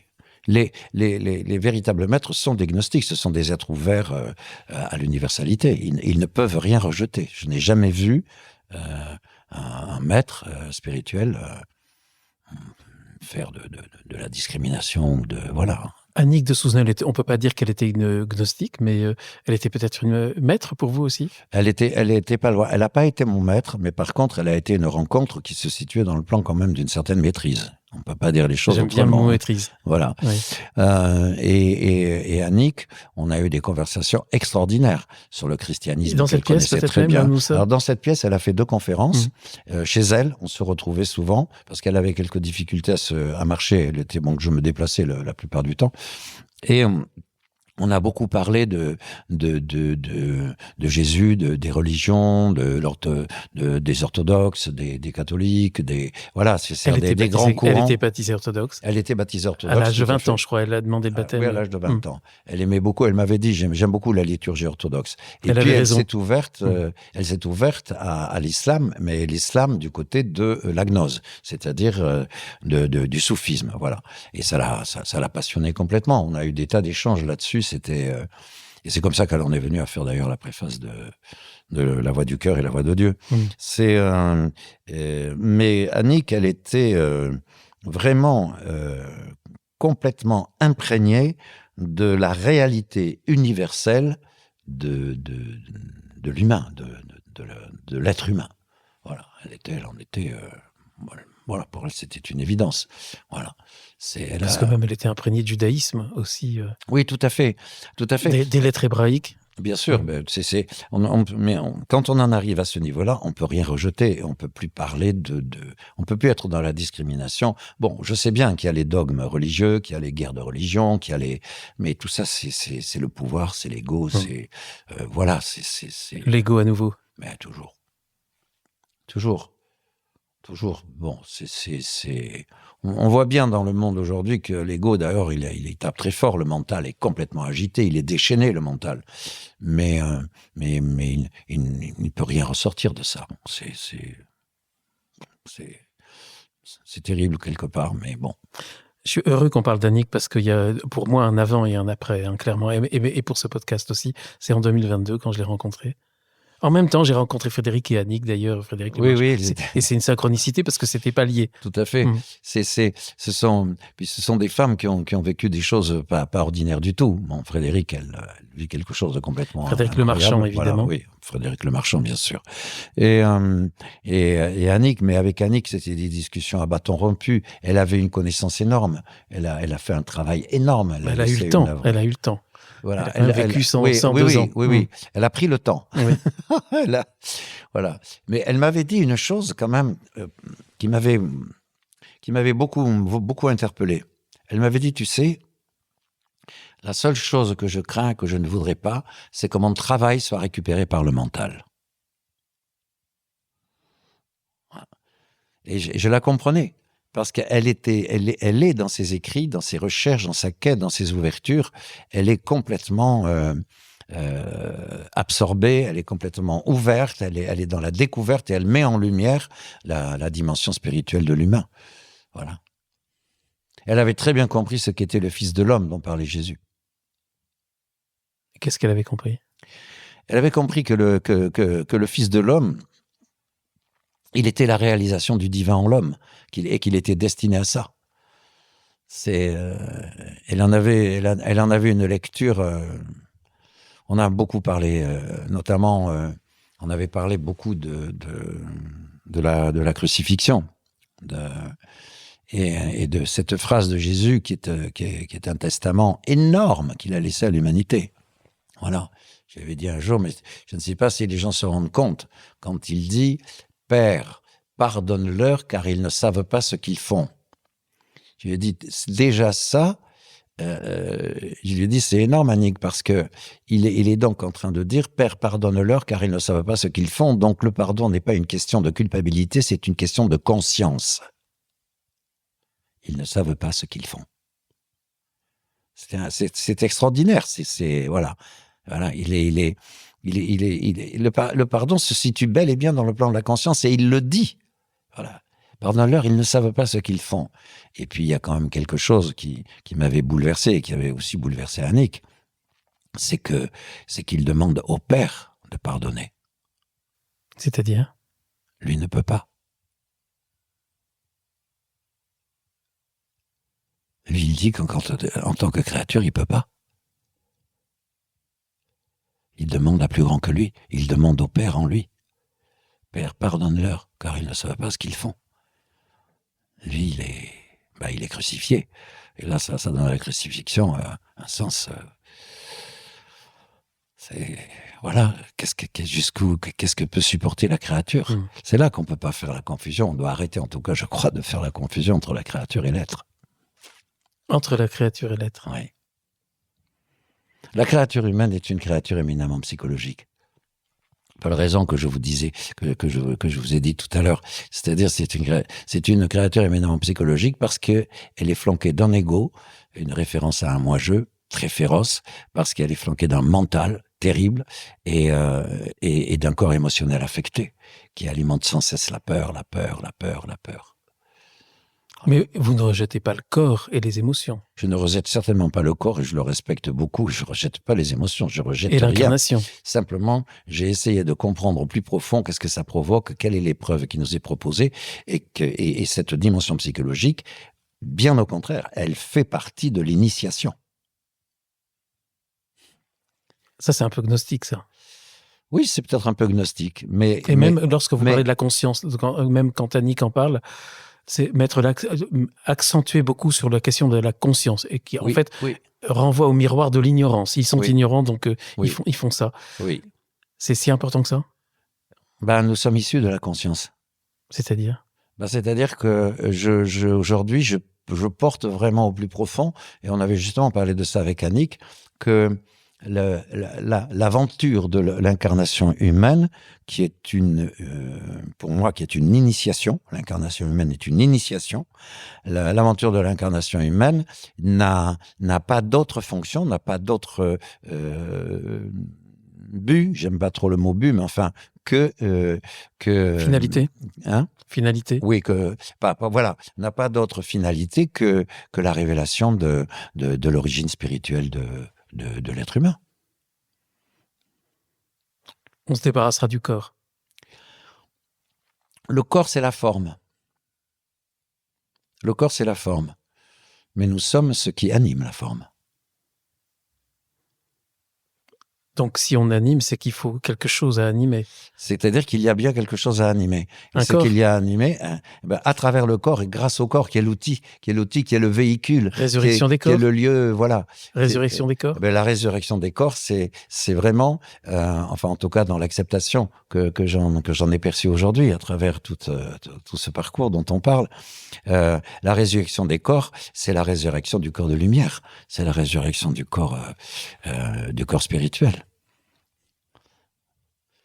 La forme, c'est comme l'écorce du fruit. C'est une forme, mais en réalité, nous sommes bien plus que cela. Mais nous sommes aussi cela. Nous sommes aussi cela, c'est-à-dire que notre véhicule, notre incarnation, qui est vraiment une initiation, je la vis et je la vois comme ça aujourd'hui, c'est une initiation qui nous amène à la réalisation ou pas. Tout dépend du parcours que l'on va avoir. On y arrivera quand même un jour ou l'autre.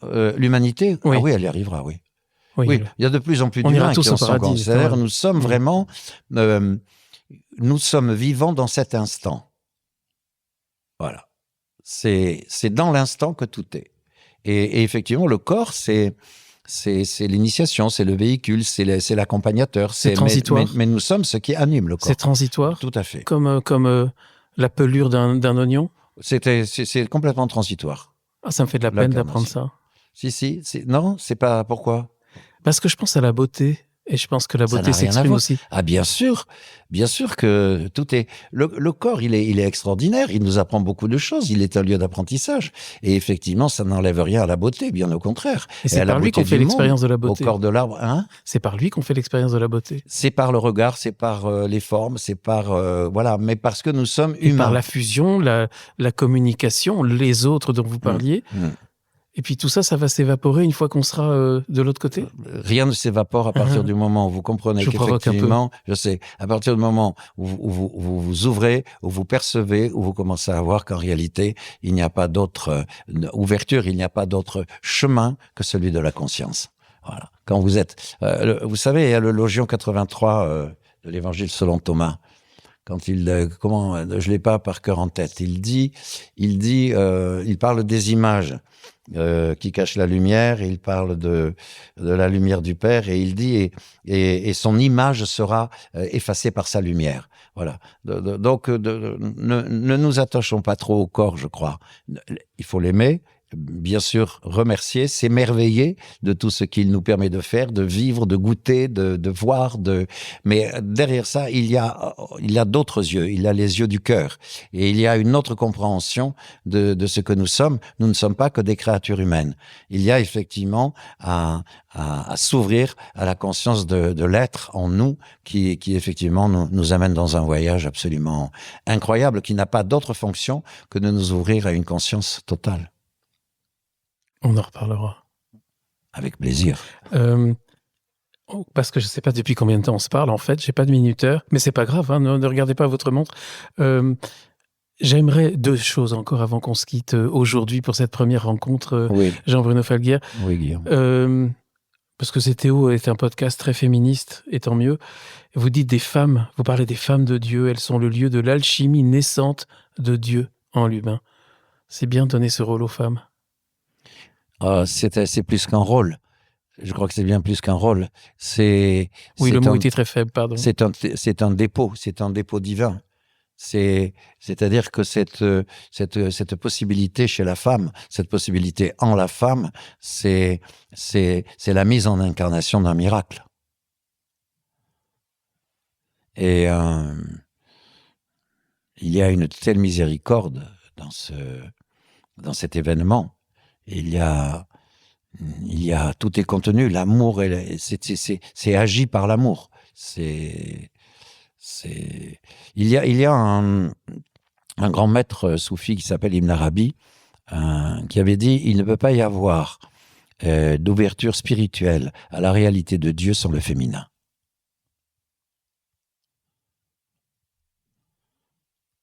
Je pense qu'il y a nécessité, ça commence à venir dans ce monde très masculin, il y a nécessité de commencer à observer, à regarder et à couvrir de notre regard bienveillant la femme d'une manière totalement différente. C'est tout ce que disait Annick, Annick Oui. de Souzenel. Non, on était complètement OK là-dessus. Quand elle disait même l'humanité est l'épouse divine de Dieu. Oui, tout à de fait. Dieu. Oui, c'est le titre d'un des épisodes que j'ai eu avec elle. Oui.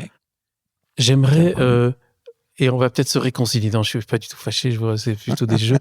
Mais qu'on finisse, et on se réconciliera sur la conscience peut-être, si vous le voulez bien. Dans votre livre, Le Scribe, vous parlez d'une nuit avec Sidi Hamza, d'une très forte, très haute expérience spirituelle que vous avez vécue. Oui. Est-ce que vous voulez nous en parler ? Et on se quittera là-dessus. Si vous êtes d'accord, à moins que vous ayez d'autres choses. Mais déjà qu'on parle de ça. Bon, je vais pas décrire l'expérience en elle-même, c'est quelque chose de très intime, c'est quelque chose, voilà, que je... Mais ce qui est certain, c'est que...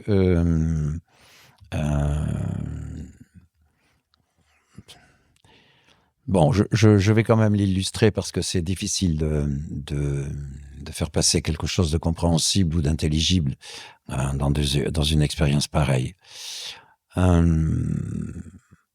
J'étais vraiment près de lui, j'étais dans une méditation profonde, accompagné par lui, et à un moment donné, j'avais les yeux fermés, et j'ai levé un bras au ciel, voilà, avec l'index dressé comme ça. J'ai levé un bras au ciel comme ça. Je sais pas pourquoi j'ai été poussé à faire ça. Voilà. La seule chose que je peux dire, c'est que j'ai traversé les cieux. Je le savais. Je le connaissais. Je sais pas comment vous dire ça. C'est tellement, voilà. Et effectivement, j'étais complètement saisi, mais tellement saisi d'ailleurs que à l'intérieur, ça pleurait un peu à l'intérieur, et ça disait à l'intérieur, maintenant je peux mourir. C'est comme s'il m'avait amené à dévoiler, non pas Jean-Bruno Falguière, non pas une créature humaine, non pas d'autres êtres humains, mais ce qui est au plus profond de l'être. C'était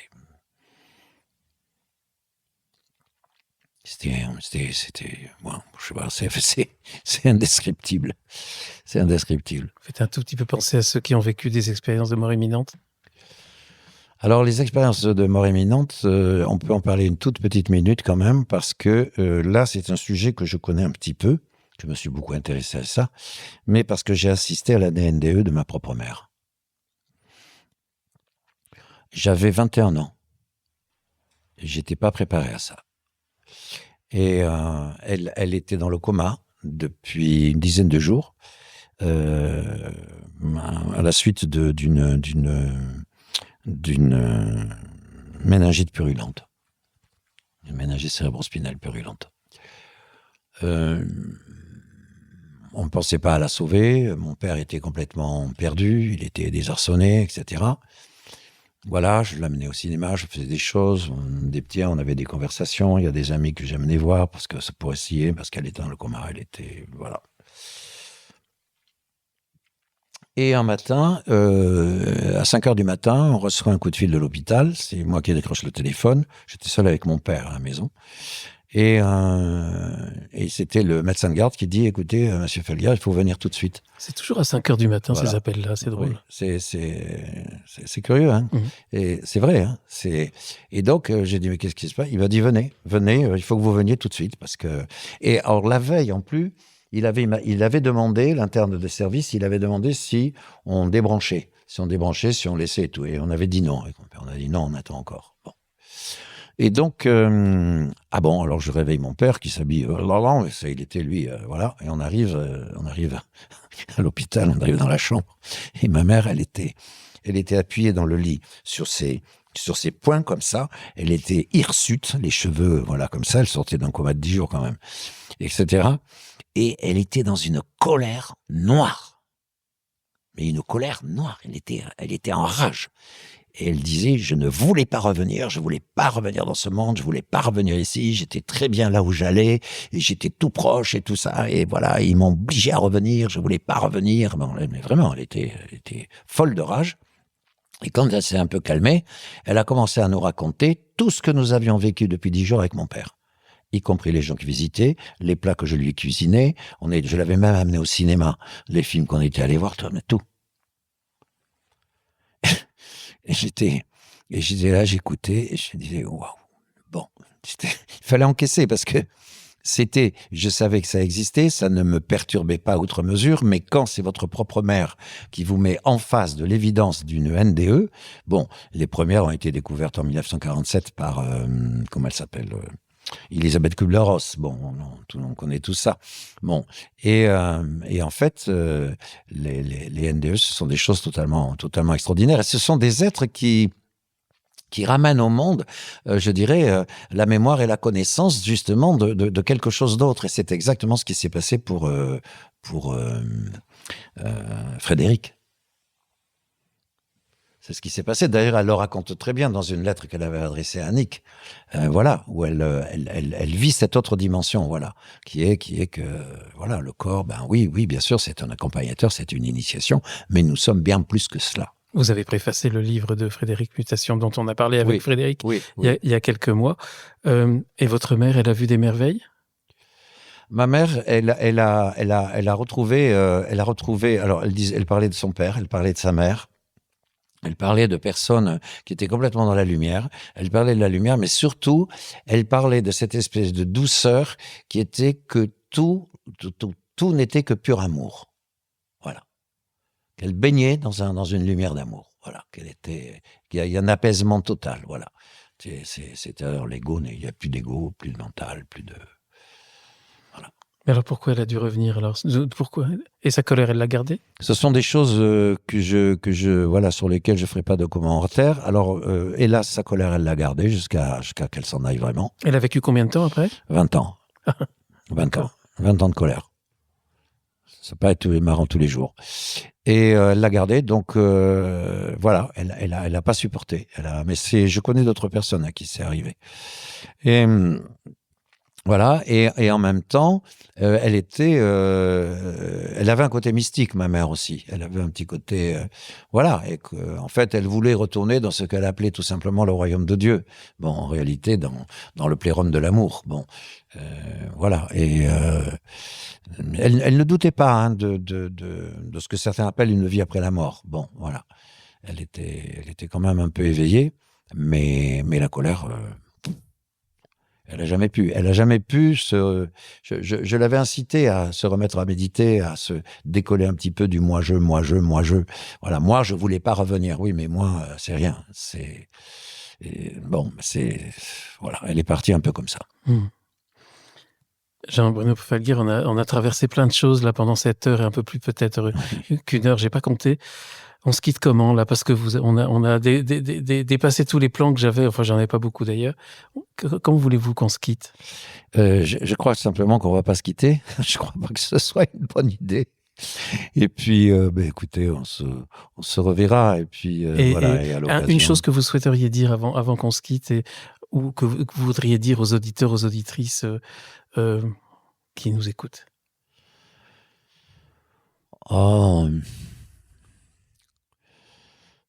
Avoir confiance en la vie. Nous pouvons tous avoir confiance en la vie. Mais avoir confiance en la vie, ce n'est pas douter de ce que la culture de l'amour en nous est capable de faire et de transformer. Tout le monde peut le faire. Toute personne qui décide à l'aide de peut-être d'une rencontre qui va aider, qui va guider un petit peu, qui décide effectivement de se consacrer et de cultiver le jardin du cœur, c'est comme ça que je le formule, en quête de l'amour, le trouvera. Et pourra s'épanouir ou s'ouvrir à une version de la vie qui est loin, je dirais, de tous ces jeux de l'ego et du mental qui est aujourd'hui, voilà, complètement féroce et inutile. Et quand on vous écoute et on est convaincu, mais on se dit, mais je ne sais pas par où commencer. je sais pas quoi faire? Ben, vous savez, je dirais tout à coup, la prière, c'est le socle de la charrue, vous voyez, qui permet de cultiver la terre du cœur, la prière. Bon, ben, comment faire? Vous savez pas commencer. Moi, j'ai commencé par réciter le Pater en boucle. Et pour ça, il faut y croire. Ou vous avez été touché par une grâce, là, carrément? Ben, je sentais bien qu'il y avait quelque chose qui collait pas. Je sentais bien que la version que le mental voulait me donner, ou l'ego, ou mon attachement à la chair, à mon attachement au matériel, était en train de me donner une version du monde qui ne me satisfaisait absolument pas. Que c'était une version dans laquelle il y avait toujours la peur. Comme disait Thich Nhat Hanh, la peur de mourir, la peur de la maladie, la peur de vieillir, la peur de manquer, la peur de ne pas être aimé. On peut pas rester là-dedans. Enfin, je sais qu'à un moment donné, je me suis dit, je veux pas rester là-dedans. Et en vous écoutant, j'avais cette parole qui me venait. Je pensais à ces personnes déroutées. Et je me dis, tiens, peut-être qu'il faut les inviter à ce moment-là, ceux qui ne savent pas, à écouter ce qui se passe, produit autour d'eux, et ce qui va se produire peut-être dans la journée. Qu'ils écoutent tout ce qui se passe autour d'eux, tout ce que la journée est en train de leur dire, tout ce que la vie est en train d'essayer de leur dire. Souvent, on n'écoute pas, on fait pas attention. C'est terrible, alors que la vie nous parle tout le temps. C'est, voilà, et de se laisser un petit peu porter, mais de vraiment prendre des temps de méditation. Parce que ce monde est un vacarme. Il y a besoin de prendre un peu de recul, de prendre la sensation du corps, voilà, et de prier un petit peu ou de méditer, comme on voudra, quelle que soit la formule, peu importe. Voilà, mais de consacrer un temps, voilà, à la profondeur de notre humanité. Merci de tout cœur, Jean-Bruno Falguière. Je tiens à remercier Annick. C'est grâce à elle qu'on se rencontre. Oui, merci. Évidemment Frédéric, parce que c'est elle qui m'a donné votre 06, donc on est comme ça rentré en contact. Elle m'a dit que je pouvais y aller, donc j'ai pas manqué de le faire. Merci beaucoup pour votre accueil. Merci. Et puis, écoutez, à bientôt. Oui, certainement, à bientôt. Voilà. À bientôt, et vous aussi, chers auditeurs, chères auditrices, et à bientôt pour un nouvel épisode.